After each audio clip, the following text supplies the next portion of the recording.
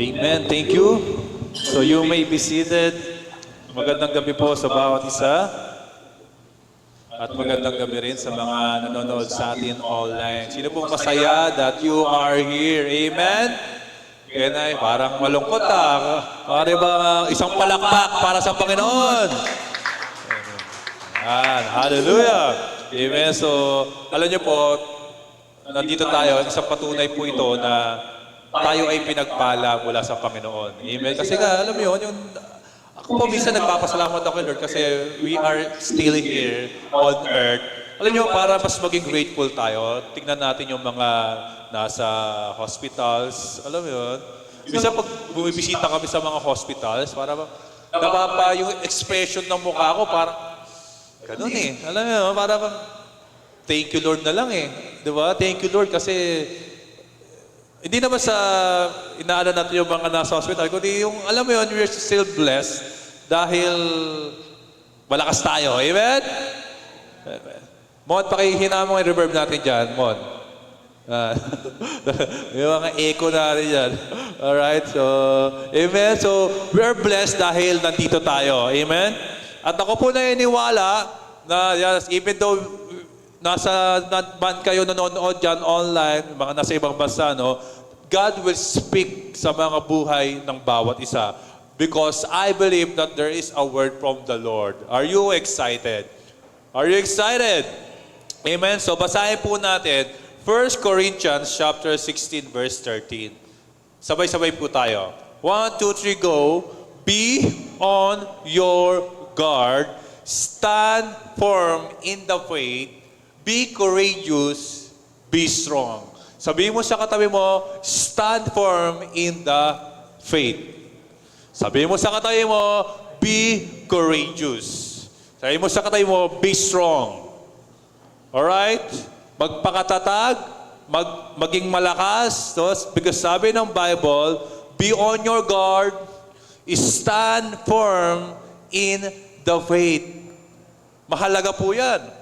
At gusto ko pong tingnan natin yung istorya sa Matthew chapter 14, verses 22 to 33. Tingnan niyo po itong istorya na ito na kung saan marami tayong makikita na tayo ay para matututo sa istoryang ito na pinakita ng Bible. Sabi po ng Matthew chapter 14, verse 33, Then Jesus made the followers get into the boat.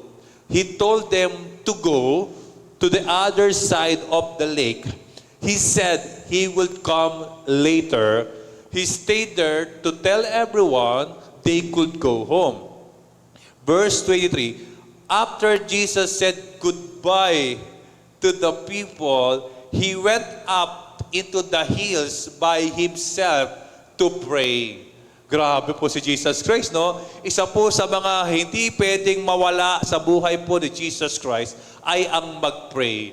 At Jesus Christ used to pray na mag-isa. Alam mo yun? Yes, meron pong corporate prayer, di ba? Meron tayo, nagpe-pray tayo.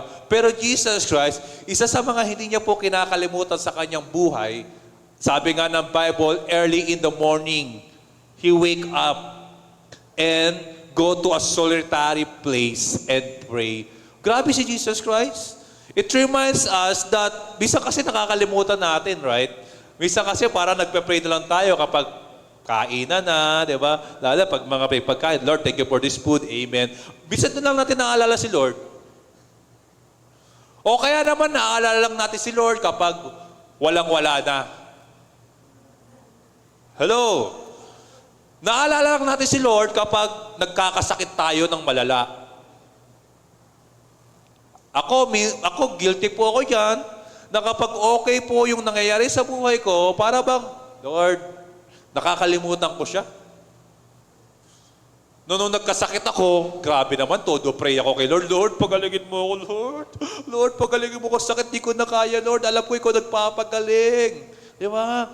Tandaan niyo po to, if Jesus Christ, nagpe-pray siya sa Panginoon, Jesus na siya ha. Kinailangan niya pang kausapin yung Ama. How much more po tayo?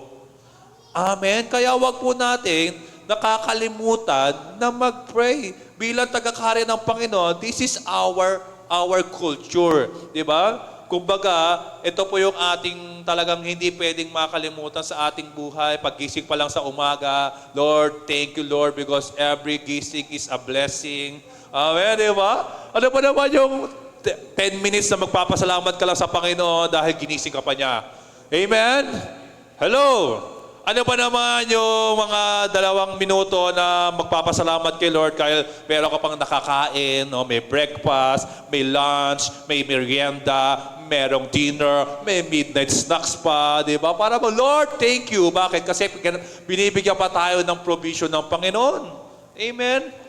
Ako, minsan hindi nakakapag-breakfast dahil ang gising ko pag walang pasok is mga 11 na yan. Kaya wala nang breakfast yan.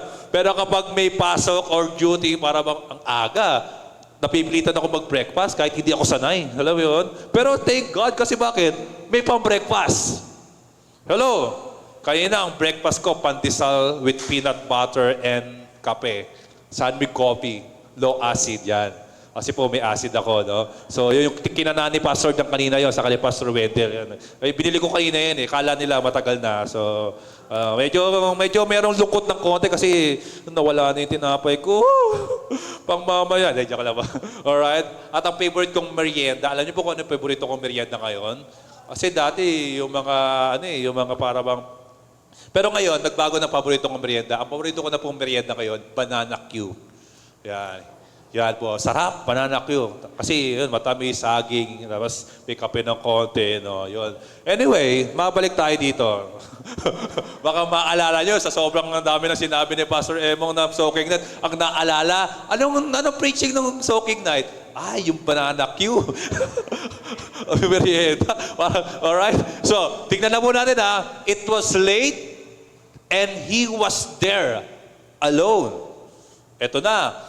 So, verse 24, ito na. Nung tinutusan niya yung mga disipulo, punta kayo doon on the other side of the lake. Ito na mga eksena ngayon.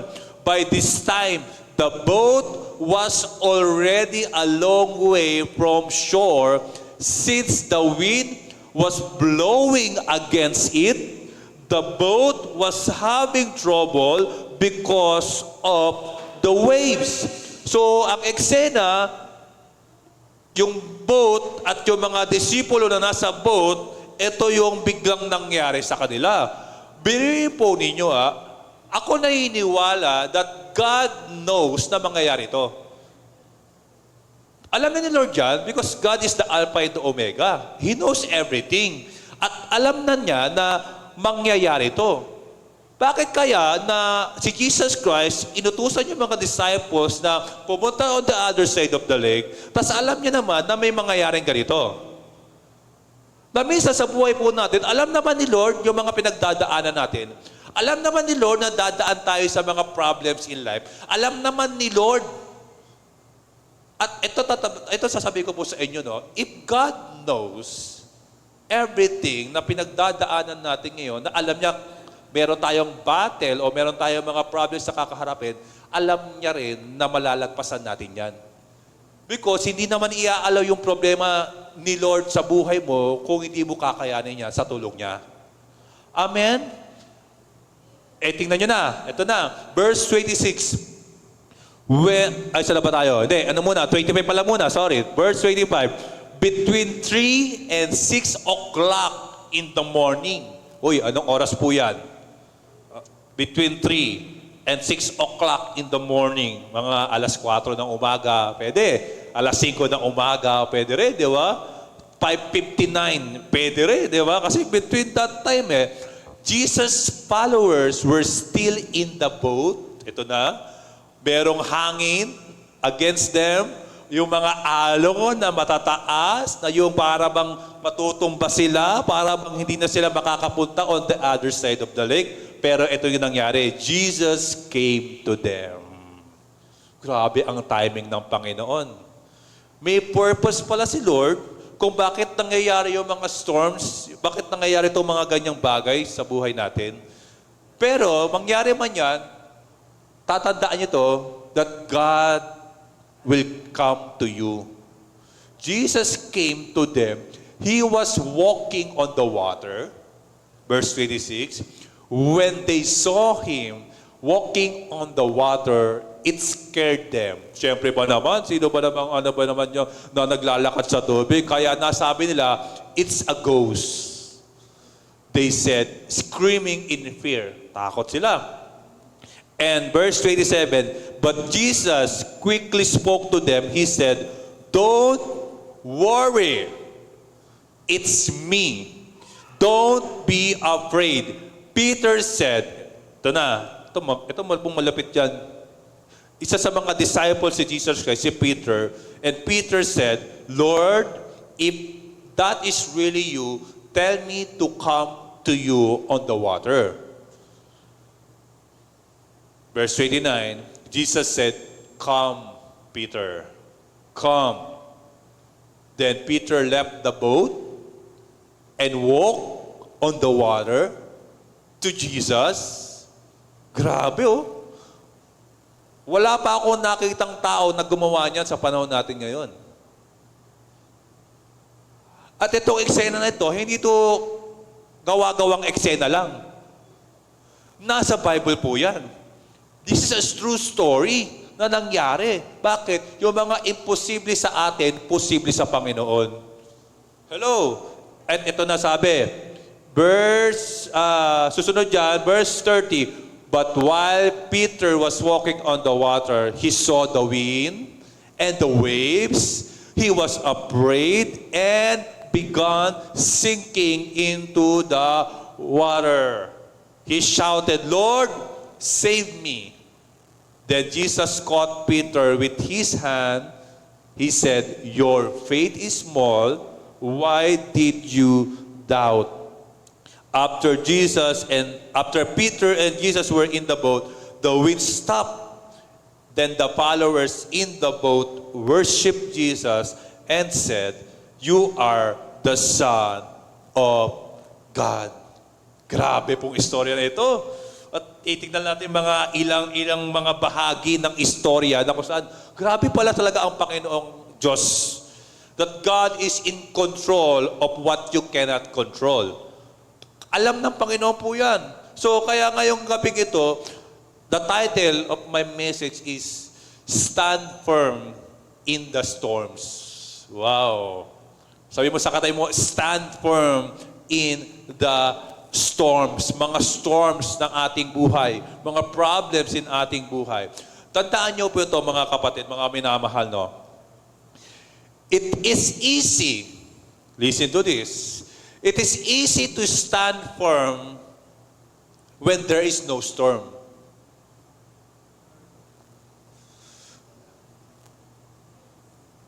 Kapag walang problema, madaling mag-worship. Pag walang problema, madaling magtaas ng kamay. Pag walang problema, grabe, matibay tayo dyan. Hello? Amen? Kapag may blessings, mapapa-worship ka talaga. Kapag may mga bagong sasakyan, thank you Lord. Grabe mag-worship yan. Bakit? Bago sasakyan eh. Popost pa yan, praise God, to God be the glory. Blessings from God. Ang sarap mag-worship. Kapag pinagaling ka sa sakit mo, thank you Lord. Wow, grabe talaga naman. And it's easy to worship God kapag wala mga storms in life, kapag wala mga problema, napakadali, right? Amen? Kapag maraming pera, dali lang yan. Hindi ka nasishake niyan. Kapag natanggap mo sa trabaho, hallelujah. Kapag maganda mga income natin dyan, thank you Lord, di ba? Pag nakapasa sa board exam, maiyak-iyak ka pa nga eh. Kaka-thank you sa Panginoon, di ba? Dahil it's easy to stand firm when there is no storm. Pero ibang usapan na kapag may mga storms na darating sa buhay mo. Doon nagkakaalaman if ikaw ay mananantigan talaga. Dahil most of the time, marami na to na maraming mga Christians, maraming mga sa unang mataas na pananampalataya, pero doon sa mga storms na dumaan sa buhay nila, nawala. Because when you say stand firm, ito po ibig sabihin niya, stand for means to be or to remain. Okay? To be determined, not wavering or easily moved. Okay? Mananatili despite of the attacks. Amen? Dahil there is always an attack. The moment you accept Jesus Christ in your life, that's the moment na target ka na ng kaaway. The moment na tinanggap mo si Jesus Christ, Lord, tinatanggap kita bilang hari, tagapagligtas at Diyos ng aking buhay, that's the moment na ikaw ay target na rin ng kaaway. Kasi dati hindi ka naman yung target eh. Bakit? Kasi kakampi mo pa siya. That's why you're not aware eh. Bakit? Yung mga ginagawa mo, kakampi mo ang kaaway eh. Bakit? Yung mga chick boy ka dati, di ba? Parang normal lang. Kasi nga, hindi ka pa aware. Siraulo ka dati, di ba? Basagulero ka dati, mayabang ka, pangit ugali mo, mapagmataas ka, naninira ka ng kapwa, di ba? Di ba? Kakampi mo ang kaaway. Right? Hindi ka pa niya atakihin doon. Because you are on his side. Pero ngayon, dahil ikaw nga ay naniniwala na kay Jesus Christ, dahil ikaw ay nananampalataya na kay Jesus Christ, dahil ikaw nga ngayon ay umaatin na sa mga soaking night na ganito, ikaw ay umaatin sa mga Keys to Life service tuwing Sunday, ikaw nga ay nag-worship na sa Panginoon, ikaw nga ay nagpe-pray na sa Panginoon, dahil ikaw na ay nagkaroon ng pananampalataya sa Panginoon, aatakihin at aatakihin ka na ng kaaway. Amen? Lahat naman po tayo dito marumi noon. Sino po nga amen na ang buhay niya noon ay hindi maganda? Taas ang kamay. Amen? Dating mali ang mindset mo, pero dahil sa Panginoon, alam mo, sino po dito na-amaze? Na-amaze ka kung paano ka binago ng Panginoon? Hello? Come on, somebody, speak to me. Wow, gano'n ba kayo? Talaga naman. Kasi po ako po, alam nyo, nire-reflect ko yung sarili ko eh. Kung paanong, alam niyo po, nire-reflect ko yung sarili ko kung paanong nawala yung pagmumura ko. Malakas ako magmura eh. Grabe po talaga. Nung nagre-reflect ako, yun yung isa sa mga namamangha ako sa ginawa ng Panginoon sa buhay ko. Kasi malakas po ako magmura. Simula ng sentence, at pag natapos yung sentence, may mura akong malutong. So, example, wag. Binago na tayo ng Panginoon. Okay? Hanga ko, hindi ko mawari po sa isip ko kung paano nawala yung pagmumura sa akin. Wala namang formula na para bang, ngayong araw na ito, isang mura lang ang gagawin ko. Walang ganon. Wala. Kusya siyang nawala sa tulong ng Panginoon. So nakaka-bless, right? Nakakatuwa, nakaka-amaze that ikaw din mismo, hindi ko man alam yan, pero ako naniniwala that you yourselves, aamin ka na alam mo sa sarili mo na malaki na ang pinagbago mo dahil sa Panginoon. Sige nga po, i-reflect nyo yung sarili nyo ngayon. Alalahanin nyo yung pinakamasamang ugali nyo noon. Di ba ang lala?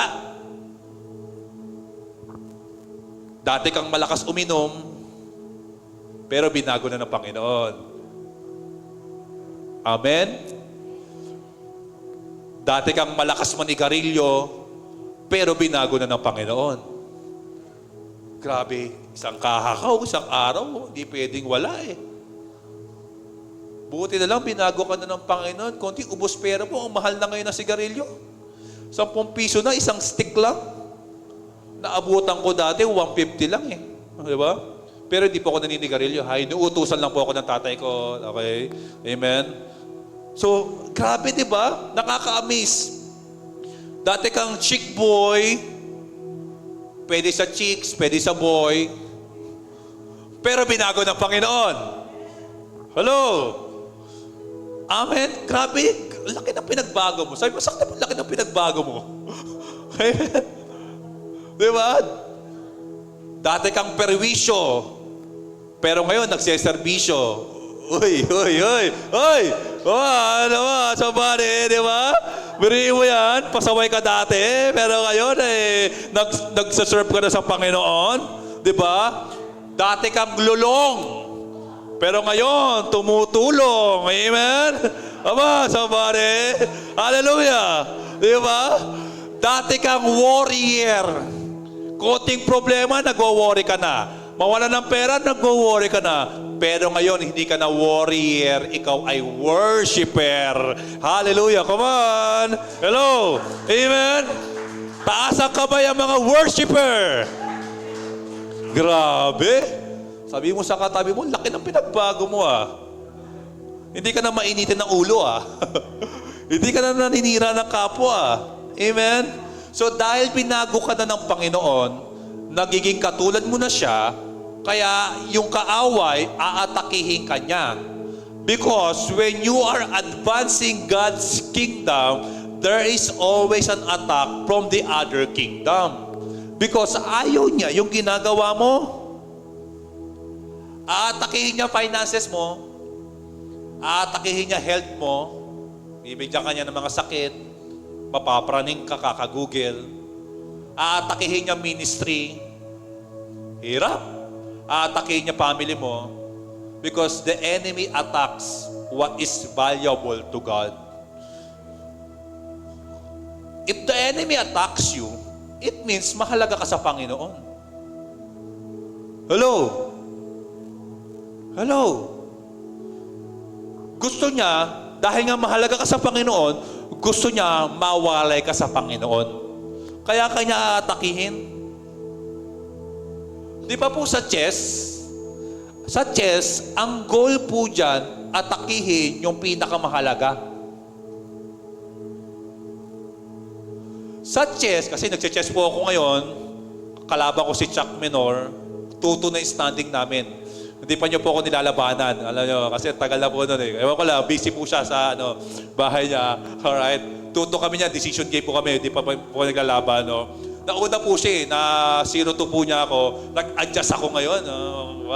Hindi 2-2 kami ngayon. So wala pang decision. Babalitaan po namin kayo kung sino po nung nag-champion sa amin dalawa. Okay?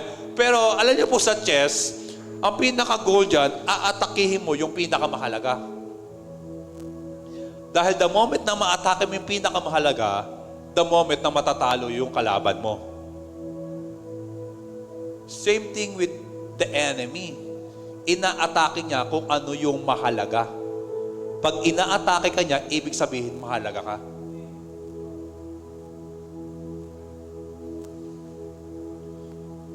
At kaya kanya inaatake para pabagsakin ka niya. He attacks you, listen to this, sulat nyo ito. He attacks you because he is your enemy.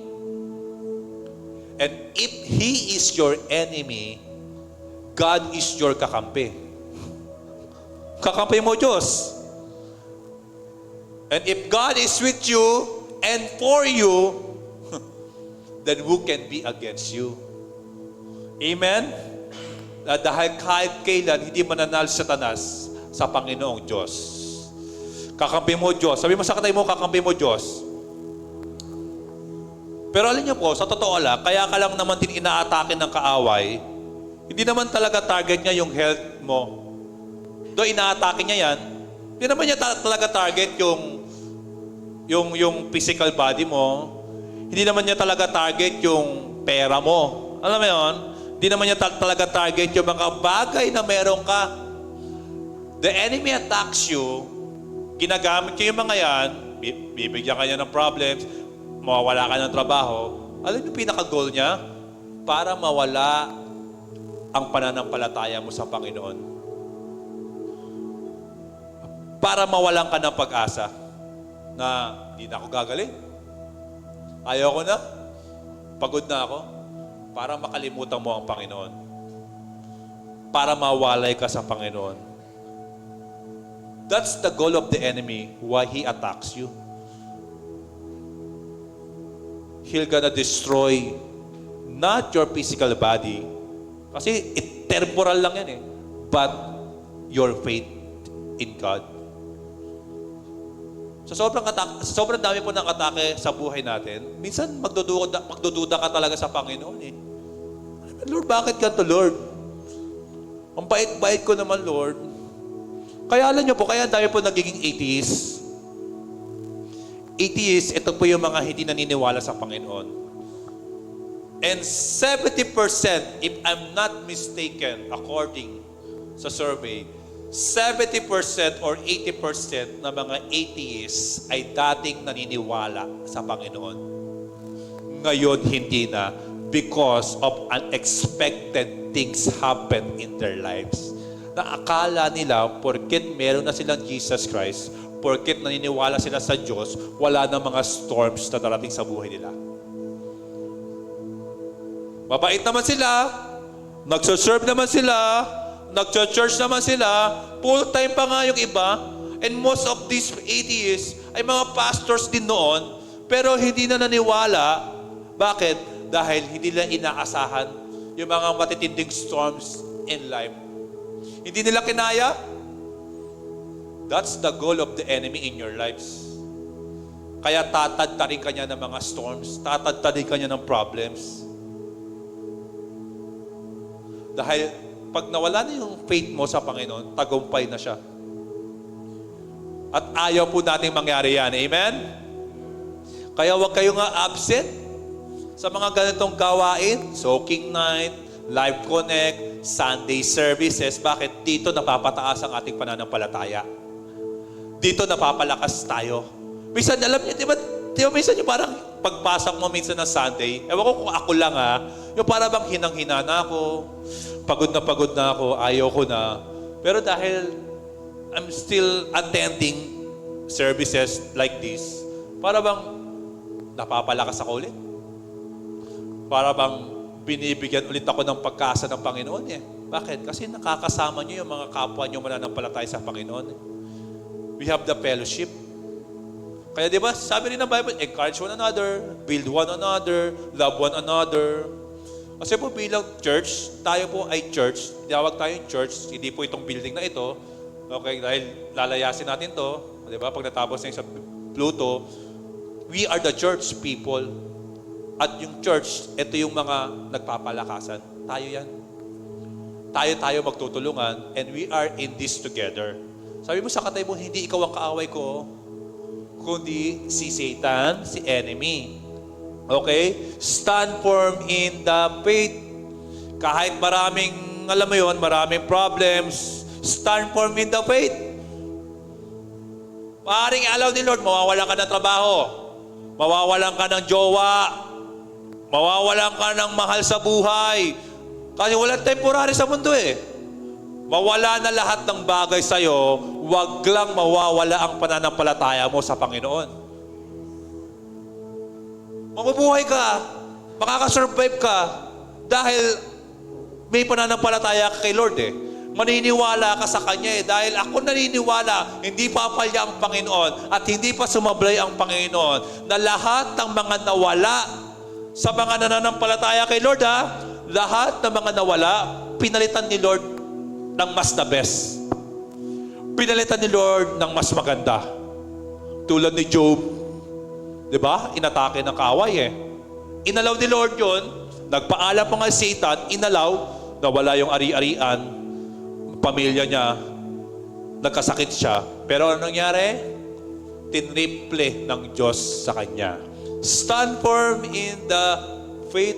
Dapat mas focus ka not on the temporary, but on the eternal. Fix your thoughts on Jesus Christ. Fix your thoughts. Ito on heavenly things. Buti na lang po talaga may salita ang Panginoon eh. Amen? Buti na lang there is a word na galing kay Lord na pangahawakan natin. Tignan niyo sabi niya, di ba?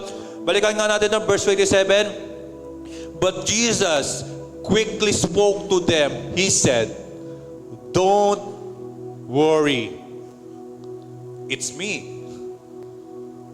Don't be afraid."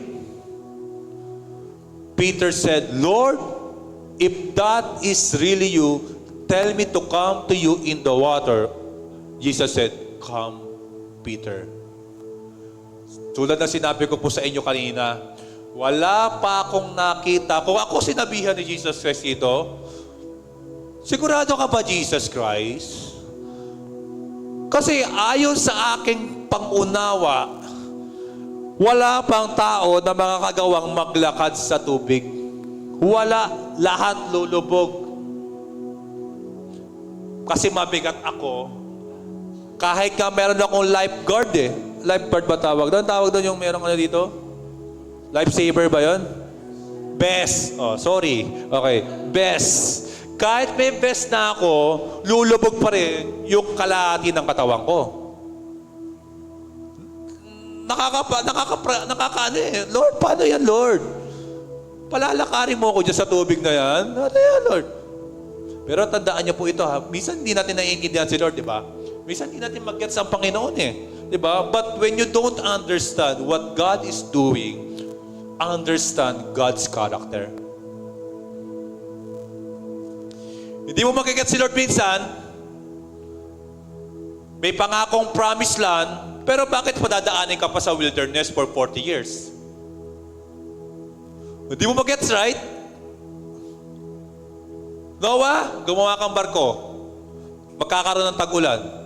Lord, ulan? Eh walang na-forecast sa pag-asa na low pressure area. Tapos sasabihin mo, uulan? Lord, wala nga eh. Di ba hindi mo maintindihan si Lord eh? Lord, desierto to Lord. Ano ko lang yun ha? Baka tama rin. Lord, desierto to Lord. Walang sign ng ulan. Lord, bakit? Di ko magets, di ko maintindihan, Lord. Abraham, Sarah, magkakaanak kayo. Sindamin ng bituin. Ha? Lord, are you sure? Kaya nga tumawa si Sarah, di ba? Bakit? Si Abraham matanda na, si Sarah baog pa. Di kita magets, Lord. Because scientifically, wala na to. Bakit ganun, Lord? Tapos sindami pa ng bituin? Isa nga lang, parang hirap na. Hindi mag-gets eh, no? Hindi mo maintindihan kung ano gusto ng Panginoon eh. Dito may storm, pero sinabi ni Lord, Peter, lakad. Come. Makakalakad ka sa tubig. Madalas, hindi mo maintindihan talaga yung gustong gawin ni Lord sa'yo. If you don't understand what God is doing, understand God's character. Trust His character. If you know and believe that God is good, ano man yung gusto niyang gawin, pagkatiwalaan mo, because if God is good, hindi naman niya hahayaan na mapahamak ka sa mga pinagagawa niya sa'yo. That's why if you trust His character, you're gonna trust yung gagawin niya sa buhay mo. If God is a loving God, di mo maintindihan yung gusto niyang gawin sa buhay mo, gawin mo. Bakit? Mahal ka ng Panginoon, at kung mahal ka ng Panginoon, hindi niya hayaan na yung gagawin niya sa buhay mo ay kapapahamak mo. God has a purpose. Pagkatiwalaan mo kung sino si Lord sa buhay mo. God is good. Amen. God is faithful. God is gracious. Grabe si Lord. Grabe. Grabe ang word po ni Lord. Inaayos yung mindset natin. Nagiging kingdom mindset na. Kaya unang preaching ni Jesus Christ, di ba? Repent, change your mind. Dahil dito nagkakatalo. Sa isip po natin lahat. Mindset. Kapag negative ka, kahit positive nangyayari sa buhay mo, bale wala yung positive na nangyayari sa buhay mo. Ang dating niyan, negative pa rin. Because you have the negative mindset. Kapag negative ka, puro ka reklamo. Binigyan ka ng 5K. Bakit 5K lang? Binigyan ka na nga, nagreklamo ka pa. Bakit? Negative mindset. Hindi ka na nagpapasalamat. Diba? Konti lang income mo. Lord, ba't konti lang, Lord? Buti nga may income ka pa. Hello? Pero kapag positive mindset ka, kahit negative na nangyayari sa'yo, walang dating sa'yo yung negative. Bakit? Kasi positive ka. Ang tingin mo sa negative, positive. Ay, hindi. May purpose dyan. Mananatili ka magpapatuloy ka because all things work together for our good. Positive ka eh.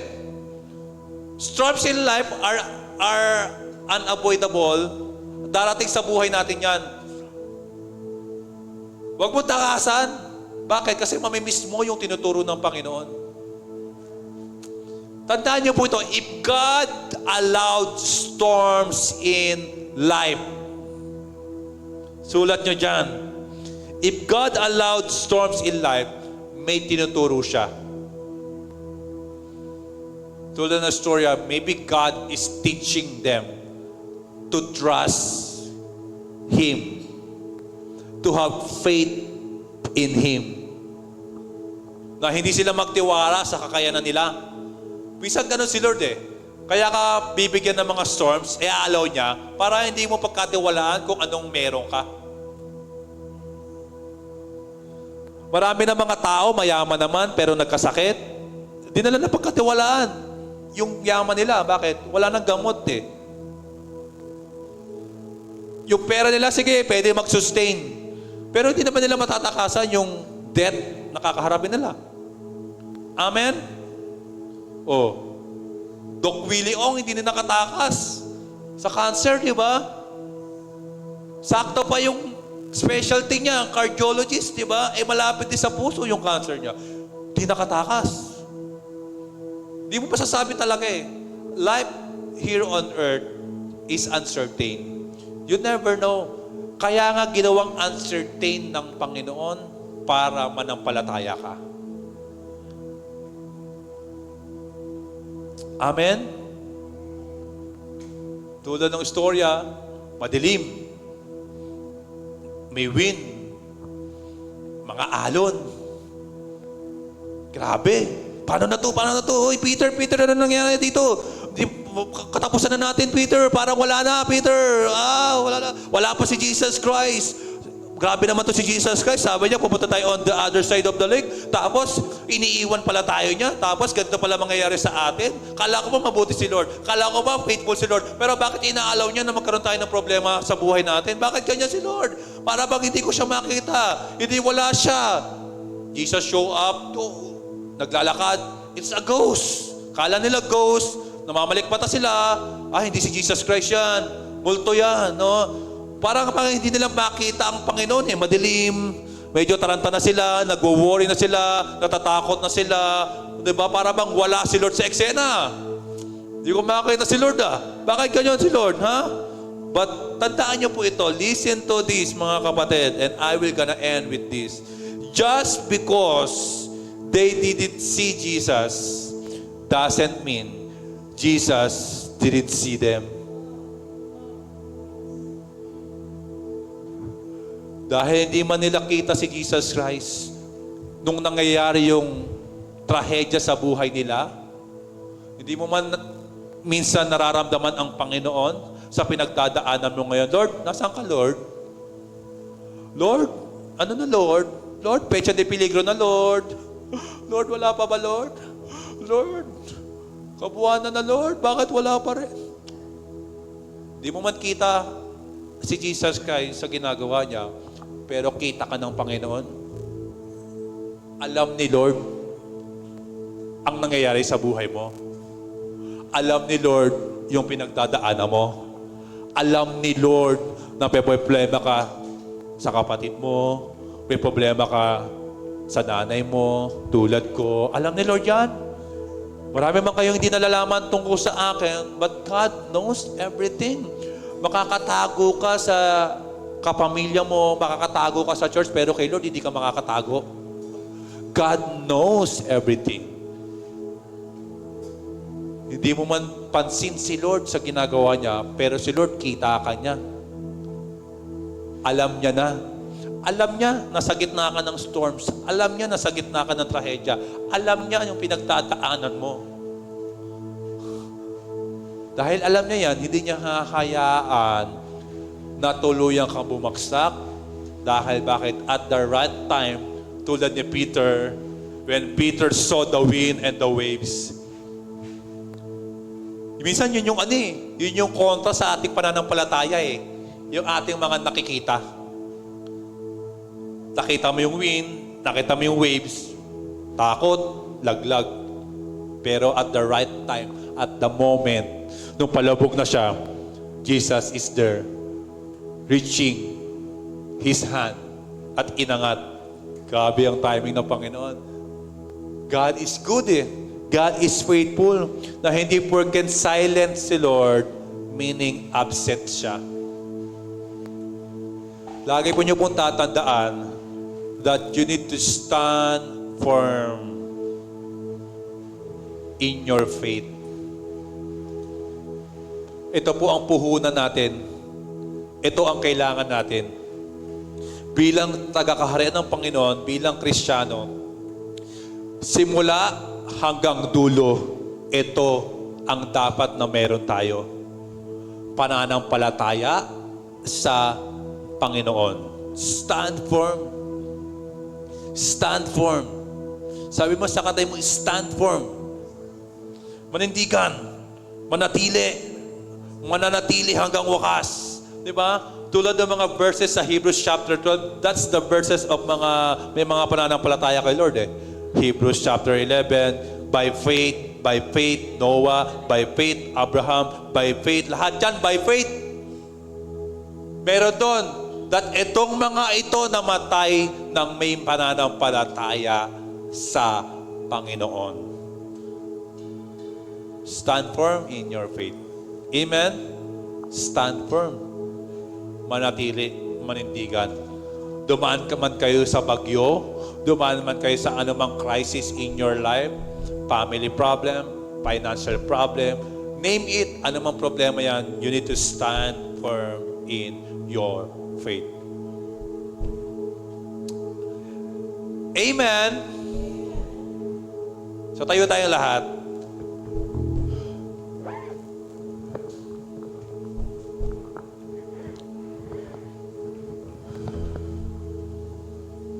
Grabe ang pananampalataya. Crucial po yan sa ating buhay. Yan ang pinakamahalagang bagay na meron po tayo bilang tagakaharian ng Panginoon. Our faith in God. Yung faith, hindi sa mga bagay sa mundo. Yung faith, kahit yung mga, kung diyan ka nananampalataya, sa trabaho, sa anuman, wala. Babagsak, mawawala, because walang permanente. Pero kung ikaw ay nananampalataya sa Panginoon, sureball, mananatili, magpapatuloy, mananindigan, because your faith is in God. The God na kayang gawin yung imposible maging posible. The God na kung saan yung mga hindi mo kaya, kaya ng Panginoon. The God na kung saan sa'yo wala ng pag-asa, pero kay Lord may pag-asa. The God, put your faith in Jesus Christ. Sabi ng Bible that faith is the assurance of things hoped for, the evidence of things not see. Ang crucial doon is the confidence. Kumpiyansa ka yung mga bagay na hindi ka sigurado, uncertain sa buhay, may problem, because of your faith, mananandigan ka, mananatili ka. Bakit? Because may faith ka sa Panginoon. God holds everything. God knows everything. If God knows everything, alam niya mangyayari sa buhay mo at sasamahan ka niya sa buhay mo. Yes, may mga shaking in life. Si-shake niya lahat yan. But because you have faith in God, hindi ka masishake. Because you belong to the kingdom of God, hindi ka masishake. You stand firm in your faith. You stand firm in the midst of troubles. You stand firm in the storms. Kahit anong signal number 5 pa yan, mananatili ka. You stand firm in your faith.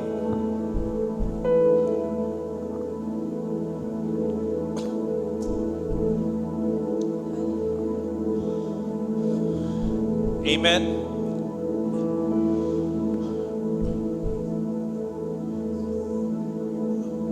we're gonna worship God sa mga oras na ito. Remember, God is good. God is faithful. Kahit kailan, hindi ka bibiguin ng Panginoon. Kahit kailan, hindi nagkulang ang Panginoon sa buhay po nating lahat. Just you need to stand firm. Para po yung guwardya sa United Kingdom. Alam mo yung guwardya? Yung may nasa yung may kabayo o wala man. Nakasteady lang yan. Ganyan lang yan. Hindi gagalaw yan hanggat hindi inuutos ng commander niya. Yung mga guwardyang yan, kahit may mga lamok na dumadapo sa mukha niya, hindi yan gaganon. Ganyan lang yan, steady lang yan. Kahit may nangangati pa sa katawan niya, hindi yan kakamot. Ganyan lang yan. Mananatili yan. Kahit i-distract pa yan ng kung sino man, ganyan lang yan. Bakit? Kasi sinabi ng commander they stand firm. Dapat ganun din tayo sa ating pananampalataya sa Panginoon. We need to stand firm. Ano man problem siya? We need to stand firm in our faith. Bakit? Kasi alam mo na yung ginawa ng Panginoon sa buhay mo. Jesus Christ died for you.